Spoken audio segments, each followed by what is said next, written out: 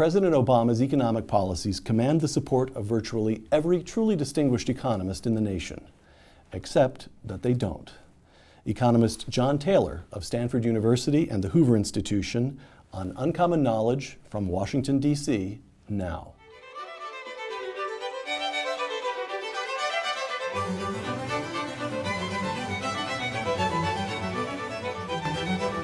Welcome to Uncommon Knowledge, now appearing on the website of the Wall Street Journal. I'm Peter Robinson. John Taylor earned his undergraduate degree in economics from Princeton and his doctorate degree in economics from Stanford. Before joining the Stanford faculty, he taught economics at Princeton and Columbia. One of his most notable academic achievements, the development of what has come to be known as the Taylor Rule, which demonstrates how the Federal Reserve should adjust interest rates to keep the dollar stable and the economy growing. Outside academia, Dr. Taylor served as a senior economist on the Council of Economic Advisors for President Ford and President Carter, and as a member of the Council of Economic Advisors under President George H.W. Bush. From 2001 to 2005, Dr. Taylor served as Undersecretary of the Treasury for International Affairs. The author of a number of books, Dr. Taylor's most recent volume is entitled First Principles: 5 Keys to Restoring America's Prosperity. John Taylor, welcome. It's great to be here. Thank you. Segment 1, A Tale of Two Recoveries. Recession 1, the early 1980s. The United States suffers a deep recession. By the end of 1982, unemployment reaches a peak of 10.8%. Recovery begins in July of 83. Recession 2, the financial sector falls into turmoil, and late 2007, the United States enters once again a deep recession. In October 2009, unemployment reaches its peak of, this time, 10%. In June 2009, the economy once again begins to grow or expand. John, briefly, if you would, compare the recovery of the 80s with the recovery that we're experiencing today. Chart number 1, growth. The recovery in the 1980s was so much more rapid and so much stronger. And this chart shows you that. It shows how it came down in the recession and then started to grow, but very, very slowly in this recent recovery. It's hardly picking up relative to potential GDP. Employment. Well, employment's even more striking. If you look at the fraction of the working age population that's actually working, it's actually declined in this recovery, where it just went like gangbusters in the 1980s recovery. Many more jobs were created in that recovery from the recession. And then what actually is versus what might have been, the chart, the potential versus real GDP. The chart with potential and real GDP shows how in this recovery we haven't even kept pace with our overall potential of the economy. The red line shows you potential growing at a relatively steady pace. We came down in that recession and just really haven't closed the gap at all. It's still very low. The potential GDP is based on what? It's based on a trend, measures of your productivity, labor force, basically what the economy is capable of producing. This one's estimated by the Congressional Budget Office. Okay, so what we have here is 2 sharp recessions, and in the 1980s the economy rebounds dramatically. It's a 6% growth compared to 2% in this one. And today it's a very sluggish recovery. I want to get to detailed policy analysis, but for a layman, can you sum up in 2 sentences the difference between the recovery in the 80s and the recovery today? Well, it's like night and day. One thing, the recovery back then was based on an economy which was booming. It came out, it was a very deep recession. It came out, it was booming. Growth was 6%, if you like. And this one, it's much slower, 2% or so. So unemployment has remained high, unlike the previous one. Fewer jobs are being created. Incomes aren't growing. Just you name it. It's much more disappointing and very unusual, quite frankly. Okay, so let's go, if we could, to an analysis of what President Obama has attempted to do to promote growth, to get this sluggish recovery into something more like the 1980s vigorous recovery. Segment 2, the stimulus. Let's just take the Stimulus Act, the American Recovery and Reinvestment Act of 2009, also known as the Obama stimulus. Some $800 billion, almost all of it intended to be spent within the first 3 years. As I understand it, most of it was spent within the first 3 years, but there's a long tail involved. How did it work? I don't think it worked very well at all. It was disappointing compared to the many forecasts that people had. It was actually fairly close to what I thought would happen. The money that was sent to people to spend, largely they saved it, they didn't spend it. The money that was sent to the states so that they could build infrastructure projects, they largely put it away. They didn't build infrastructure projects. So it was very disappointing in terms of stimulating the economy. Economist Paul Krugman. Krugman supported the law, but he criticized it for the stimulus for being too small. I have a quotation here. He said that it did not, quote, even cover 1/3 of the spending gap, close quote. So you, of course, agree with Paul Krugman that the problem with the stimulus was not that it was too big, but that it was too small. No, I don't agree. I agree it didn't work, but for completely different reasons. If you think about it, if it was 3 times as big, it wouldn't have made much more difference anyway. Plus, in that case, we would have had even a more significant debt problem than we have now. And we have so much evidence from earlier in our history about these things not working. Peter, it's not just this one. These things didn't work. George W. Bush tried a smaller stimulus. Smaller one, it didn't work. Same kind of thing. People saved the money. But even go back further, go back into the 70s, we tried these kinds of policies and they didn't work. Stimulus programs to the states and to consumers. Okay, now you mentioned debt. We've been talking about the specific stimulus package shortly after President Obama came into office, but there's a kind of underlying classic Keynesian effort that runs throughout the Obama time in office of deficit spending. President Obama comes into office, the national debt's about $10.5 trillion. It's risen to well over $15 trillion now. He's added roughly 50% to the national debt. How has that worked? Well, it makes it more appropriate than ever to try to undo a lot of these things, to get the spending explosion back down so we contain the debt. But it's more than the debt. It's these temporary actions. The stimulus package, remember we had something called cash for clunkers. Right. People were given a bit of money to buy a new car. We had first-time home buyers. We had a temporary reduction in the payroll tax. A whole lot of, if you like, temporary things. And as I say, we've known for a long, both based on history, based on experience, based on economic theory, theorists like Milton Friedman, that these temporary interventions just don't get the economy moving. John, on this question of deficit spending, I'm going to go on to monetary policy in a moment, but on deficit spending, President Obama's added a huge amount to the debt. We know that. But so did Ronald Reagan. Reagan came in, the debt was $700 billion. By the time he left office, it was $2 trillion. In percentage terms, he added much more to the national debt than did Barack Obama.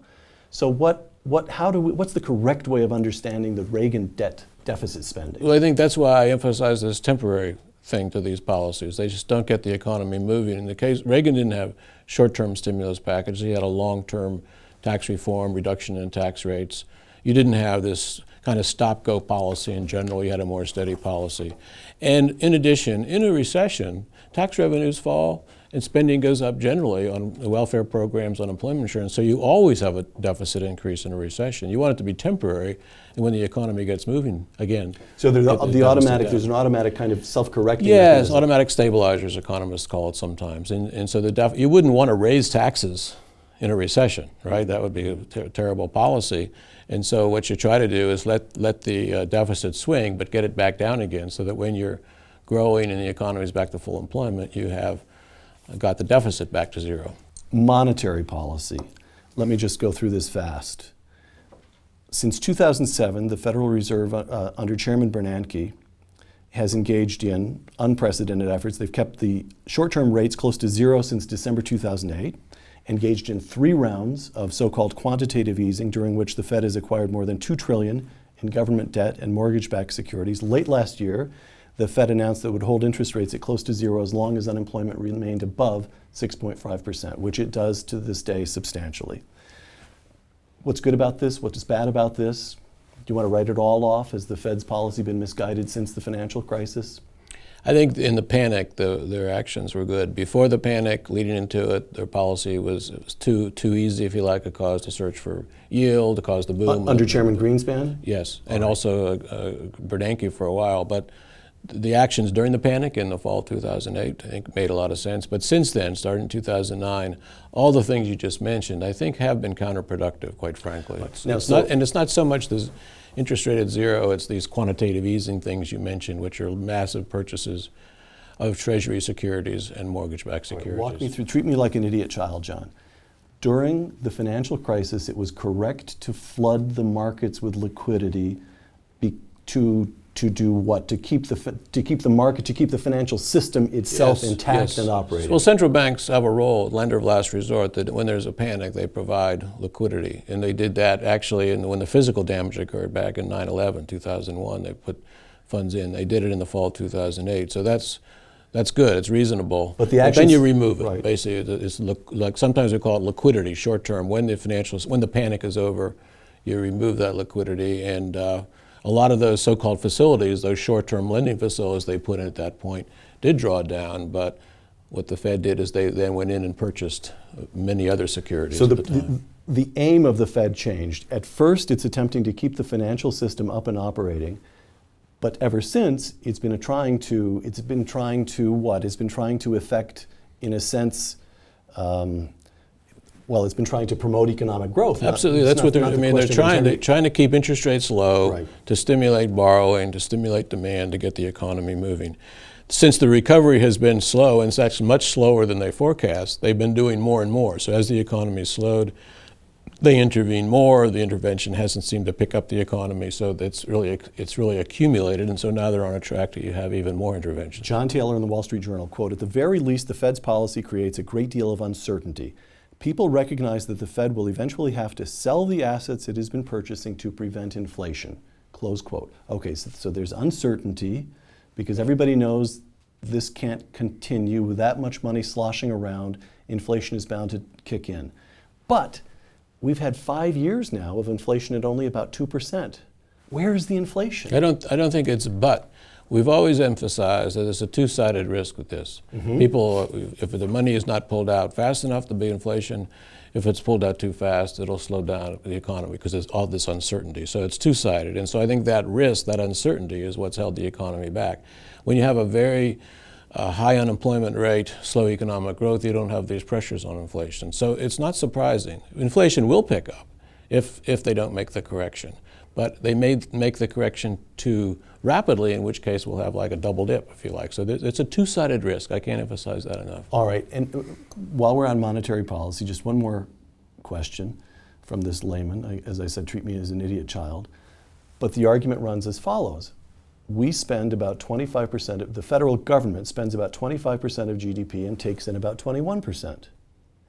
And that gap has been made up in recent years basically by borrowing from China and by the Federal Reserve. And so if you are sitting over there at the Federal Reserve and you say, if we tighten up, wait a minute, the President of the United States has made a decision to pursue certain fiscal policies, and if we tighten up the money supply, we will be undermining the duly elected chief executive of this country and his Treasury Secretary and his carefully calibrated economic policies. The role of monetary policy should not be to bail out fiscal policy, not to make it easier to do bad policy, if you like. The role of monetary policy is to keep the economy steady and keep inflation from getting up, price stability we sometimes call it. So that's what they should do. Every time they've tried to do these other things, if you like, help out fiscal policy, try to focus on the unemployment rate, it has made things worse. And that's the concern I have right now. All right, segment 4. First Principles. From your latest book, First Principles, 5 Keys to Restoring America's Prosperity, paperback coming in May. The American vision was that the economic decisions American people would make would be made within, now we get to the 5 first principles, a predictable government policy framework based on the rule of law with strong incentives derived from the market system and with a clearly limited role for government, close quote. Now let's take each of those in turn. Predictability, why does that matter? Because people want to know what the rules of the game are. They want to know what the tax rates are going to be. They don't want to be afraid that there's going to be a big change in the tax rates every year. They want to know what the Federal Reserve is going to do to keep the economy stable. They want to know that there's not going to be a surprise, if you like. On fiscal policy, they don't want something that's temporary. They don't know what's next. All those things make it very hard to make decisions. And if you had to make commitments, if you like. If you had to weight the different factors between the rapid recovery of the 80s and the sluggish recovery we're experiencing now, how much weight would you give the predictability of policy in the 80s versus the unpredictability of policies today? Well, it's a significant weight. I personally put a lot of emphasis on predictability compared to a lot of other things. So I would put it a high weight. I mentioned there's other things involved, but I would put that a high weight. And I emphasize that because many people forget about predictability. They think about incentives, which you mentioned already, think about markets, limited role for government. But predictability is key, and when policy has been more predictable, the economy has done better. And we saw that not just in the 80s, but in the 90s until recently. So if you and I were not me, let's just make you alone, were dictator for 24 hours beginning tomorrow, charged with reinvigorating the principle of predictability, what would be the first one or two things the United States government ought to do? Well, first of all, it would be a contradiction to think about predictability being put in forth through a dictatorial means. It's completely contrary to what predictability would be. It's in a democracy, you put in policy, in a way that's not going to be changed. All I can say is thank goodness I'm not your grad student. So what you have to do is, if you take budget policy, you lay out a long-term plan for the budget, you deliberate about it, and you come up with it. Your tax reform, you have a tax reform, you put that in place. Entitlement reform, you put that in place. Monetary policy, you follow a rule. There's a whole wide range of things. And in a democracy, you have to work towards that. It doesn't come overnight, and you make the case for it. And that's what we're doing. Does Bill Clinton get high marks in this regard? He made some adjustments, he raised taxes somewhat, but he effectively ratified the underlying economic program that Reagan had put in place and that George H.W. Bush continued. Is that right? In many respects, it's right. Of course, during his time, you had a monetary policy that stayed got rid of the stop-go. It was kind of a smooth, focused monetary policy. There weren't a lot of stimulus packages. We didn't talk about that. We had the welfare reform, which was limiting the role of the federal government. That was under Clinton administration. The Congress had a big part of that, but if you look in terms of presidential terms, it was more or less a continuation. The second big principle you mentioned, rule of law. You don't mean to suggest that President Obama and Fed Chairman Ben Bernanke have wandered away from this basic tenet of American life, the rule of law, do you? Well, the interventions going into the panic period, remember we bailed out the creditors of Bear Stearns. There were questions about interpreting the law, if you like that, which I think some people questioned, even Paul Volcker questioned it at that point. When during the Chrysler bailout, some creditors went ahead other creditors, which would not have taken place, I think, if you followed the rule of law in a straightforward way from the bankruptcy code. There are special favors given, obviously, in certain cases. That questions the rule of law.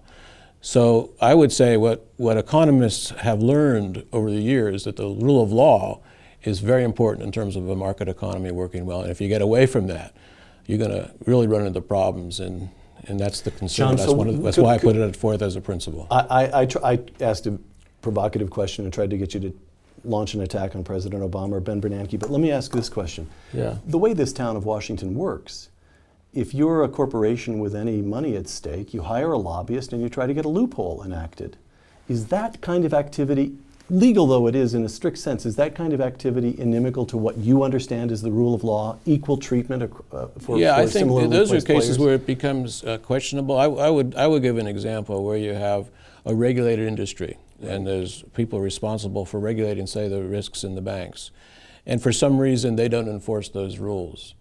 Fannie and Freddie is an example where this occurred. Obviously, it was a lot of lobbying, a lot of other things going on, but there were rules which were not enforced, and that's the kind of thing you worry about. The rule of law is really not being followed because people are getting away either because of special favors or because of the inability of the regulators to follow the law. We call this regulatory capture sometimes. The industry gets captured. The industry captures the regulators. All right. Incentives, another of your principles. Again, explain this. Well, incentives are all over the place. What you want to do is think about the price system. Prices go up, people will buy less if you move into another product. And so the price system comes out of the markets, and that provides incentives for people to allocate resources properly, to get the education that's appropriate. So if you like, the incentives are what makes the economy work well. Resources go where they're supposed to go. And when you forget about incentives, maybe give incentives for people that don't work anymore. They have incentives not to work. Sometimes the new health care law, for example, will give subsidies for people to get insurance which goes up to, say, $70,000, $80,000, $90,000, and then it cuts off, and so there's a disincentive to increase your income in that case. Those are the incentives. What about the incentives that actors in the political system face? What about the incentive of a politician to effectively to buy votes? Reward this or that group with a constituency group, or this or that special interest with money raised on the backs of other taxpayers. Is there some way of, we're stuck with that one? Well, we're stuck with incentives, let's face it. Incentives that's what motivates people. That's what you want, the incentives to be used in a constructive way. You want the incentives for people to do the right thing, not for them to do the wrong thing. But incentives exist in the political system. I think you want to have a system which is simple, if you like, so people can't exploit it. And that's one of the reasons to keep the regulations simple. So what about tax reform? Is that the same kind of thing? The complicated tax code gives all sorts of examples for people to, instead of to spend time in work, spend time in study, they spend time filling out their tax form. That's a disincentive. Right. The market system. We want free markets. So let me add, this is the fourth of your principles. Okay. As I mentioned, under President Obama, federal spending has gone from about 21% of GDP right up to, it's a little under 25% now. Does that 4%, is that in some way or other a more or less direct index of a shift away from a market system? Is federal spending? It's only part. It's only part. It's part of it, because some of that is activity that the private sector might have been doing just as well. But the government's role in the economy goes well beyond what you'd measure by spending. It's the regulations, if you like, or it's most egregiously price controls, quantity controls, price controls. In part of my book, I emphasize how President Nixon imposed wage and price controls on the whole economy, so sort of overriding the market system in many respects. In modern times now, we have the Federal Reserve, which has really dominated the short-term end of the market, almost replaced the short-term borrowing and lending money market with itself. That's another example where the market's being suppressed. So there's many examples that are not measured just by the total amount of spending. The Affordable Care Act, Obamacare, is that a suppression of the market system, or an adjustment? How do you understand that? Yes, I think it is, because here the government is telling what kind of insurance to get. It's a mandate. Obviously, a mandate is not something you're just letting the markets or people decide themselves, and plus there's a mandate to buy a particular product. All right. Limited role for government. Once again, explain limited role for government. Why is this a fundamental principle? What I teach my students, freshmen, first-year students, is when you're thinking about the role for government, you want to do a cost-benefit analysis. Certain things the government can do. There's externalities of pollution. You should have some controls on how much is polluted. The education, because an externality, you want the government maybe to take a role in subsidizing some of that education. So you want to think about what the benefits and the costs are and come up to a decision based on that. And it's usually pretty limited, because the market can do so many things better than the government can do. That's what you mean by limited. It's sensibly deciding when the government has a role and when it doesn't. Now, if even Ronald Reagan couldn't get rid of the Department of Education, and if even Margaret Thatcher never had the temerity to talk about privatizing the National Health Service, aren't you, fine man that you are, aren't you just on the wrong side of history on this question of limited government? Doesn't 7 decades of perpetual, constant expansion tell us that that is just the way things are in the modern world? Or do you actually see an opportunity to assert this principle and somehow scale back? What are you up to? You want to slow the growth? There's a number of things you can look at to see progress. One thing in terms of education, there's a lot more use of the choice, charter schools, vouchers in the U.S. It's growing. These reports are quite impressive. So that's going in the other direction. You can see some examples. Remember, I mentioned this conversation how in the 1990s some of the welfare decisions were moved out of the federal government into the states. That's another issue about the role of government. It seemed very productive. We have use of the market more even in the prescription drug program that was put in place. People got to choose what kind of Medicare Part D, Medicare Part D. So I think there are examples, but you're correct. In fact, we're now, I'd say, in a phase where we've swung away from these principles. I'd say, it seemed to me, it's a back and forth thing. In the 70s, I mentioned wage and price controls, and better interventionist policies. And then in the 80s and 90s, we moved back, less regulation, if you like, welfare reform, a more steady-as-you-go monetary policy and fiscal policy, more emphasis on markets and predictability. And now I'm afraid we've drifted back again. And the results are pretty clear to me. We're having a weak economy. We've had high unemployment. And that's, I think, the major factor that's going on here. All right. You just touched on what to me is one of the most perplexing questions of all.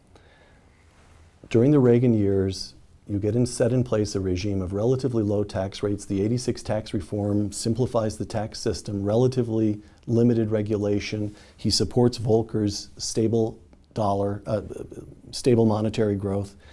And Clinton, in effect, ratifies most of the Reagan program with what result? A quarter of a century of economic growth, utterly unprecedented in human history. It had never happened before in human history that a nation this large had grown that much for that long. And now here we are saying all of those policies, toss them over the side, let's inflate the currency, expand the... Why is this the case? And it's not as if the politicians have come along and said, no, let's not listen to the lessons of these economists anymore. It's your own profession. The Keynesian impulse, not only did it not die, but it's almost as though there's a kind of inability to learn from that quarter century. Yeah, you're making very good points. I write about this in my book. One of the biggest questions is why this occurs. And I think part of it is political, it's learning. Think of it this way. By the end of the 1970s, people were sick of the high unemployment, the inflation. They could see this got to change.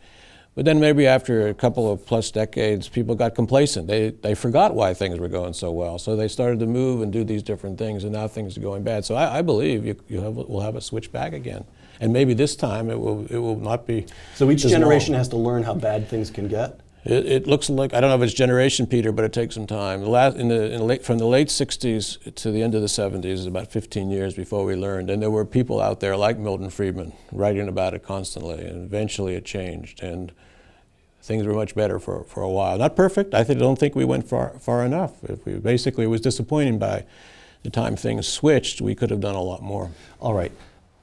The economy's sluggish. We've gone into that in great detail. We've got this slow rate of growth.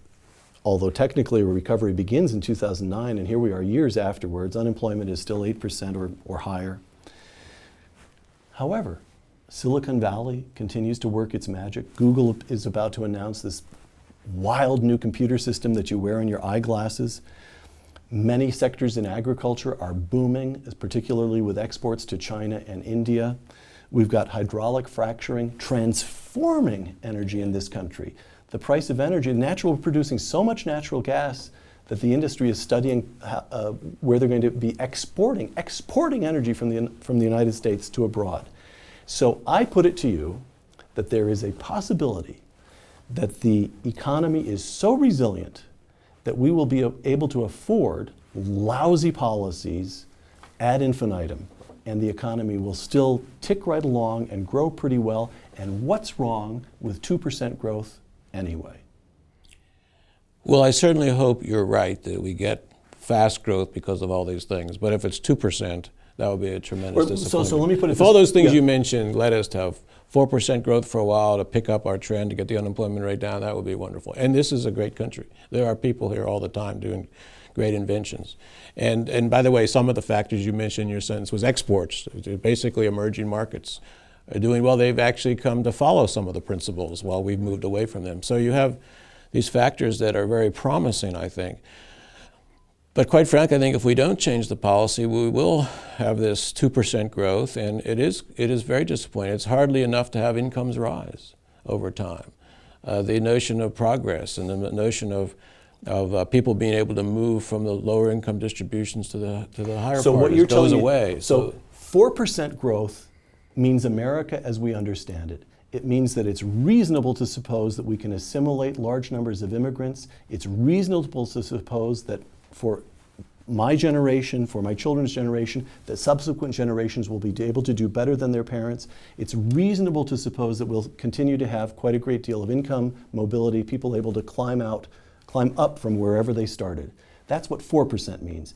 And 2% means 2% means what? It means we struggle along. Kids are having trouble finding jobs even if they go to college. High youth It's worse if you unemployment. don't go to college. It's high unemployment. It's longer term unemployment. It's we don't have enough resources to do the things we want to do, even government or in the private sector. It's actually stagnation in many respects. It's hardly keeping up with the growth of the labor force, even without the immigration. So to go back to that chart with which we started, that potential GDP is America that we understand. The real GDP is... It's this languishing. It's not catching up. All It's right. It's staying And behind. so we must... you got to this get notion back. that this And is the new normal, that's just unacceptable to you. to me, and it's All right. it's disappointing that people might want to think that's enough. All right. Last question. The president, Fed Chairman Ben Bernanke, they've made up their minds about what they're going to do on economics. 45 Republicans in the Senate, a Republican majority in the House. They're not in the executive branch. They get to talk. They get to cast votes. Is there any economic good as we shoot here in Washington today that you can counsel the 45 Republicans in the Senate and the Republican majority in the House to attempt? Can they do any good? Absolutely. As we talk, there's discussions about the budget and the sequester and how to hold that urge to intervene, urge to spend back. So by resisting that and arguing there's a better way, we still have a problem in this economy. This unemployment rate is too high. Your policies are making it worse. First of all, they do have the ability to make changes on the fiscal side with, say, holding the line, if you like, on the spending. They have the power to do that if they can stick with it. So it's very important, especially right now, I think, because we have to get out of this funk we're in at this point. So I think it's a great role. And ultimately, what they do will affect people's views of the success of policies. We remember, Peter, we had 15 years of this from the late 60s and the 70s, and it was both parties. Some did a better job than others. So to me, this is something that we're going to be able to deal with, but you can't be complacent. You can't just sit back and let who's ever in charge do whatever they want. I said that was the last question. I lied. This is the last question. You're at Stanford. I said, thank goodness I'm not your graduate student because I'm not bright enough to be your graduate student. Wrong. But what do you notice among rising members of the economics profession now, among your grad students, for example? Do you see this attraction to Keynesianism or neo-Keynesian? I noticed, Googling around to prepare for this interview, I noticed that the phrase now is neo-Keynesianism, which apparently insulates Well, there's it from neo, attack. there's new, there's a million. So, New neo, new new. So within Yeah. the profession, where's the action? Where's the intellectual action of the economics profession these in my days? students, generally as students, I don't see this move towards the Keynesian approach. The models we have been teaching and are still being developed do not support a lot of these policies. In many respects, the models that were used to justify them are old-fashioned models. It goes back to your question, how could possibly people have forgotten and used these models? But what we teach our graduate students, for the most part, what they're doing research on, is not based on these. It's really based on these principles, if you like, of economic freedom. They might put it a different way. They're certainly focused on incentives. There's a lot of change, a lot of foreign students coming to study in the United States with their new ideas. They may be coming from Latin America, from Europe, or from Asia. They have different views of system. They're not wedded into, if you like, old-fashioned Keynesianism or even new neo, whatever you call it, Keynesianism. So it's promising. John, First Principles, I should stress, is beautifully written for the layman, which means, and I know the test is if I was able to understand every word, and I was, it's written for the layman, a wonderful book. John Taylor, author of First Principles, 5 Keys to Restoring America's Prosperity, out in paperback this May. Thank you. Thank you. I'm Peter Robinson for Uncommon Knowledge. Thanks for joining us.